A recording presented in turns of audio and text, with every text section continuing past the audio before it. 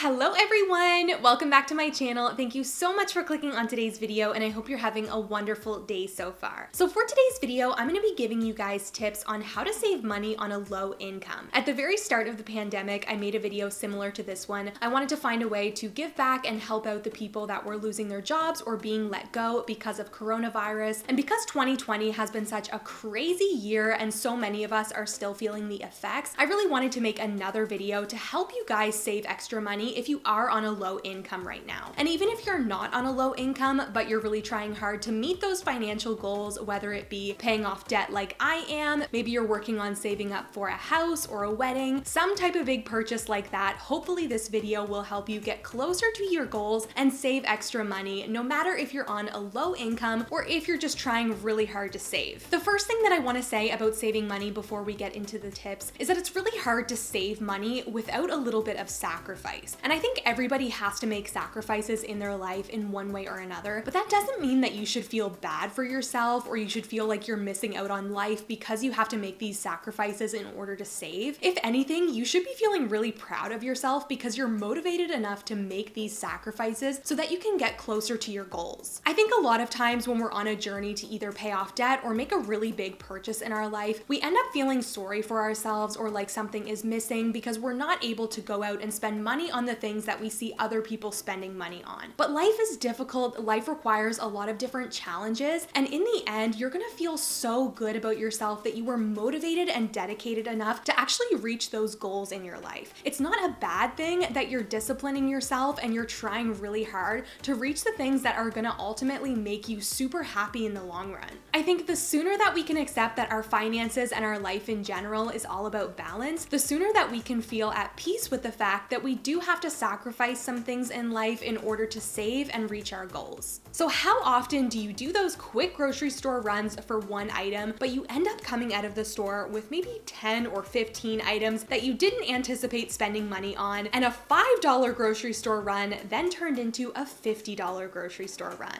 This has happened to me many times in the past, and what I do now when I go for those quick grocery store runs is I stay away from the baskets and the carts, because if I have the space to gather extra things, I'm gonna do that, and I'm gonna blow my grocery budget so much faster than if I went into the store with just my hands and all I could buy was what I could carry. I actually came up with this tip a couple of months ago when I ran into the grocery store and I was about to go get a cart, but then I realized they hadn't brought the carts in from outside and there were also no baskets available. So I was like, okay, well, it's not a big deal. I'm only here for one or two things. And as I got my two things in my hands, I started seeing other things that I was like, oh, that looks really good. Or, oh my gosh, I'm craving chips. Now I want to get chips. But then I had my hands full and I was like, okay, well, I can't carry it anyway. So I guess I'm not buying it. And then I left the store with just my two items because I couldn't carry all of the extras that I saw. So this is a really good tip if you're like me and when you go to the grocery store, you see all of this extra stuff that you want. And trust me, if you avoid getting a cart or a basket, it's really gonna help you stay within your budget. The next tip that I have for saving money on a low income is to use half the amount of product that you normally would for all of the products in your house, whether that be cleaning products, makeup products, personal care products. So for example, if you're used to filling up your entire toothbrush with toothpaste, use a little bit less,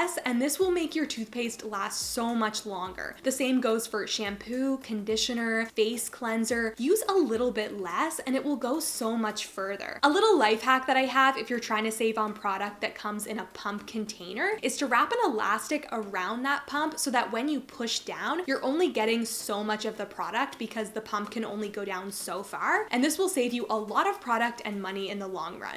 A couple of weeks ago, I was listening to a podcast all about environmentalism and sustainability, and the podcast host was talking about how she's a part of these buy nothing groups on Facebook. So what a buy nothing group is a place for people to post pictures of things that they're not using or they don't need anymore, and then other people can trade with them for these items, or they can just take the items and then when they have something that they're not using, they can post it on the group as well, and then the cycle continues. So the purpose of of mentioning this for the podcast was because obviously it's really good for the environment if you're sharing the things that you already have so that other people don't have to go out and buy extra. But this is also really good for saving money. So say there's a certain tool or appliance that you would really like to have, or you need it for a certain project. Instead of going out and spending money on this item, look up your local buy nothing groups on Facebook and see if you can get it for free. I think buy nothing groups are such a good way to save money while being environmentally friendly and also helping out the people in your community. This next money saving tip is going to be really helpful for the people who have kids, or maybe you have a boyfriend, a girlfriend, a husband, or wife who really likes to spend money at the grocery store, and that is to go grocery shopping alone. I spend so much less money when I go grocery shopping alone than when I take my boyfriend Aaron with me. I'm sorry, Aaron, if you're watching this, I love you, but you do spend a lot of money at the grocery store. When you're going alone, it's so much easier to stick to your list. You can quickly grab everything you need without going over budget. But when you have your family, your kids, your partner with you, it just seems like your cart multiplies. Like so many more things end up in your cart and you ultimately go over budget and spend way more than you intend to. Another tip that I have to help you save money on a low income is to base your meal plan for the week around what's on sale. I have a video linked down below for you, which basically outlines my entire meal planning routine. I do this every single week and it helps me save so much money on food and meals for the week. So if you want to watch that, it's linked down below. But basically what I do is I take out the flyers and I look through them every single week to see what's on sale. If beans are on sale or chicken is on sale, maybe pasta is on sale, I will build meals around what is cheap that week, and then I can save so much extra money on my grocery budget. I also do this with snacks and brands of personal care products. I basically only buy what's on sale at the store in order to save money. The next money saving tip that I have for you is to do the $5 challenge and to trick yourself into saving extra money. If you've never heard of the $5 challenge, basically what you're gonna do is every single time you get a $5 bill back in change, maybe you find a $5 bill in your jeans pocket when you're doing laundry, you're gonna take that bill and put it away somewhere. Don't touch it until you start building up a certain amount of money. You can set a goal for yourself. Maybe you wanna save a couple $100s in $5 bills, and it really does add up quickly because when you're using cash, which I normally do when I'm out spending, I find cash is a lot easier to hold myself accountable rather than using debit and credit cards. So I'll often get $5 bills back in change, I'll put them away, and then the money adds up really quickly without me even noticing. If you don't want to go as high as $5, you could always put away $1 or $2 or just change in general, and then pick a certain amount of time that you want to save up the money for, and at the end of that time, see how much you were able to save without even really noticing it being gone from your bank account.